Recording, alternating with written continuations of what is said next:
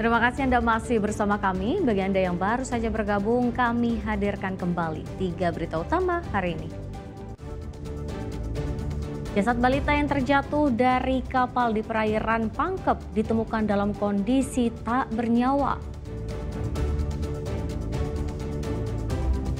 Thomas Trucha resmi jadi pelatih baru PSM Makassar menggantikan Bernardo Tavares. Kebijakan larangan pakaian bekas impor menghantui pedagang di Parepare. Mereka takut kehilangan mata pencarian.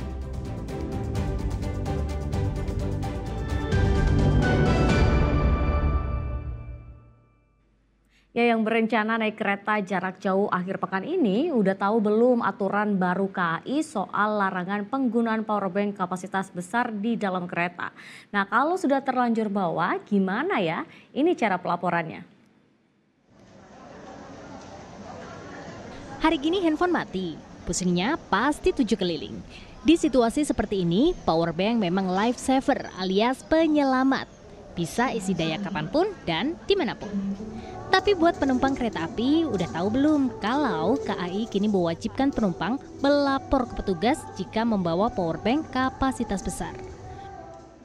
Aturan ini berlaku untuk powerbank dengan kapasitas lebih dari 20.000 mAh atau 100 Wh. Antisipasi tersebut disampaikan guna tidak ada kejadian-kejadian yang dapat mengakibatkan terjadinya gangguan dalam perjalanan.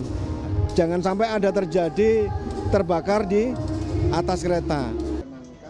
Selain wajib lapor, KAI juga melarang pengecasan powerbank di dalam gerbong kereta, berapapun kapasitasnya. Powerbank cuma boleh digunakan untuk mengisi perangkat elektronik selama perjalanan. Alasannya, karena sistem kelistrikan di kereta yang dirancang untuk perangkat ringan. Charger-charger yang ada di atas kereta itu digunakan pada peralatan sebagaimana mestinya seperti gawai.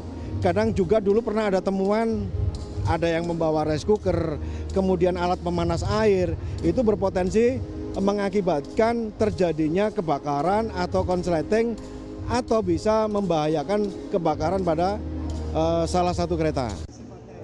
Nah, apa ya kata penumpang soal aturan baru KAI?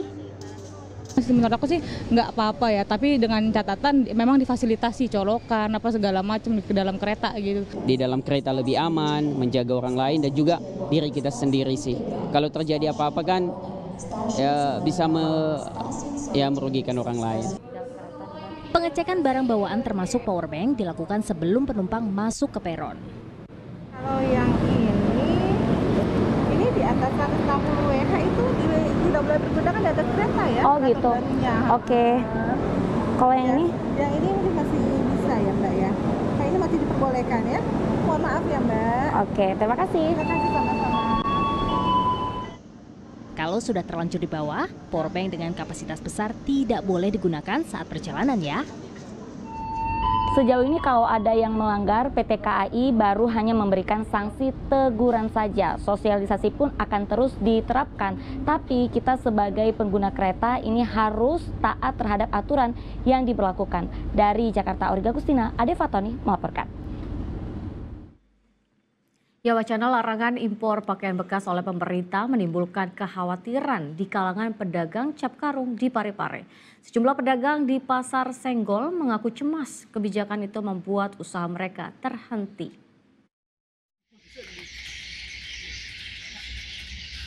Menteri Keuangan Purbaya Yudisadewa rencananya akan memperketat penjualan pakaian bekas impor. Kebijakan itu tentunya menimbulkan keresahan bagi pedagang thrift atau cap karung. Salah satunya pedagang pakaian bekas di Pasar Senggol Parepare. Kebijakan tersebut telah membayang-bayangi mereka. Pedagang khawatir akan kehilangan sumber penghasilan mereka yang sudah dilakukan turun-temurun untuk menafkahi keluarga. Pak itu karena kita kesana ini pedagang tidak ada pekerjaan, cuma ini pekerjaan kita bukan kita pegawai. Nah, kita ini bekerja selama mulai 99, mulai orang tua masih menjual. Ini yang dipakai untuk sekolah semua. Adik-adik semua sekolah dari hasil cakar sampai sekarang kita menjual begini. Ibrahim, pedagang pakaian bekas yang juga sudah lama berjualan di sini, meminta pemerintah mempertimbangkan kembali kebijakan tersebut. terkecuali pemerintah bisa menyediakan lapangan pekerjaan lain sebagai penggantinya untuk menopang ekonomi masyarakat kecil. Pasalnya saat ini mencari pekerjaan sangat sulit. Perlu ada pertimbangan karena sudah sejauh berapa lama, sudah cukup lama lah, boleh dikata berpuluh-puluh tahun kita sudah menyekolahkan anak untuk dari hasil seperti ini. Kemudian tiba-tiba ada kebijakan pemerintah bahwa harus diberhentikan. Kita mau lari kemana mencari nafkah? Sedangkan kita cuma pencarian seperti ini. Tidak ada yang lain. Kecuali kalau pemerintah ngasih jalan untuk buat kita, ya silakan. Larangan impor pakaian bekas telah diatur dalam Peraturan Menteri Perdagangan Nomor 40 Tahun 2022. Aturan tersebut berbunyi pakaian bekas termasuk dalam daftar barang yang dilarang untuk diimpor. Suwardi Gatang melaporkan dari Parepare. Nah, yang selanjutnya ini saatnya saya ajak Anda kulineran di sekitar Kota Makassar. Kita akan makan ikan tuna bakar. Bagaimana kelezatannya? Berikut liputan selengkapnya.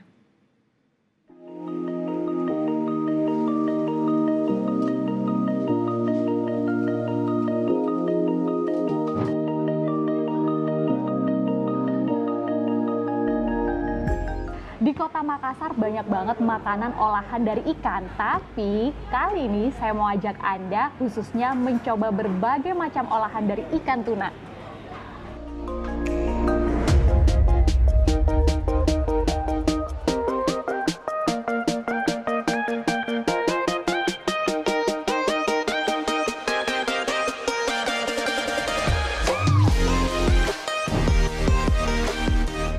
Ya, Kota Makassar memang jadi surganya beragam makanan dengan bahan dasar ikan.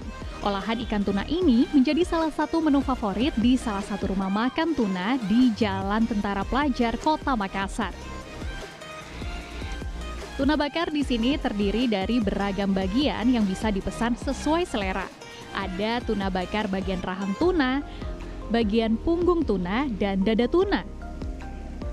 Daging tuna yang sudah dimarinasi kemudian dibakar menggunakan arang kayu dan diolesi bumbu Nusantara perpaduan aneka ragam rempah-rempah. Nah, makanan saya udah datang. Ini ada rahang tuna bakar. Nah, kalau ini sate tuna yang bagian dari punggung tuna itu sendiri. Nah, kalau yang ini bagian dari dada tuna. Kita cobain 3 makanan ini, teksturnya kira-kira sama nggak ya? Ada perbedaan rasa atau nggak juga ya? Yang pertama cobain sate tuna dulu kali ya.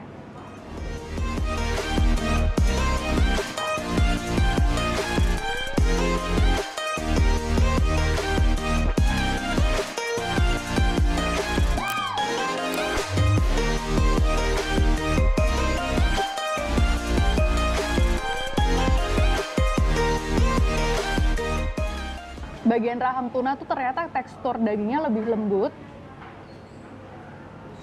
Jadinya bumbunya lebih terasa nih dibandingkan kalau kita makan di bagian punggung daging ini. Meskipun bumbunya sama-sama enak sih ya, tapi teksturnya lebih lembut aja. Sekarang kita cobain untuk bagian dari dada tunanya.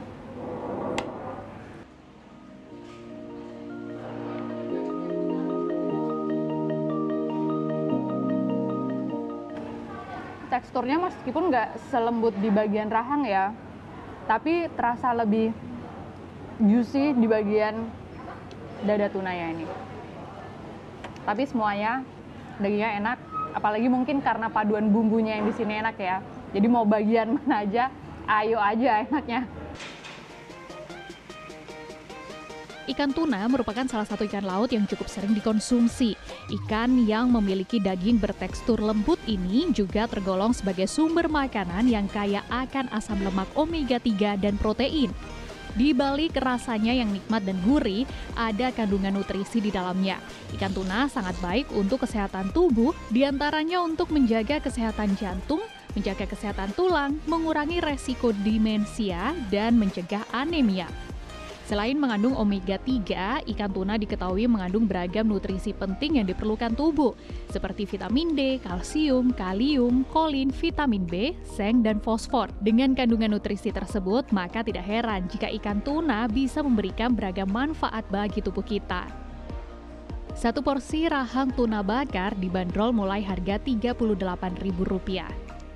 Nah, apalagi buat yang suka makan pedas. Nah, di sini kan sudah disediakan beragam macam sambal nih, dicampur lagi sama bumbu kecap nih. Nah, ini tuh enak banget. Tadi saya maduin, ditambahkan sedikit sambal, terus ditambahin sedikit bumbu kecapnya. Nah,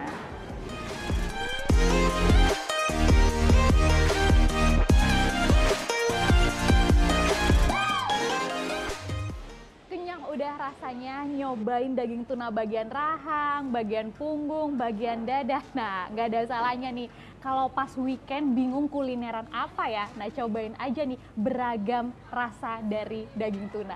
Afrin Meriana, Sony Harun melaporkan dari Makassar, Sulawesi Selatan. Ya, laporan tersebut mengakhiri berita Makassar hari ini. Jangan lupa pastikan Anda subscribe channel YouTube Liputan 6 SCTV Daerah. Saya Teatrika Putri berterima kasih atas perhatian dan kebersamaan Anda. Selamat beraktivitas dan sampai jumpa.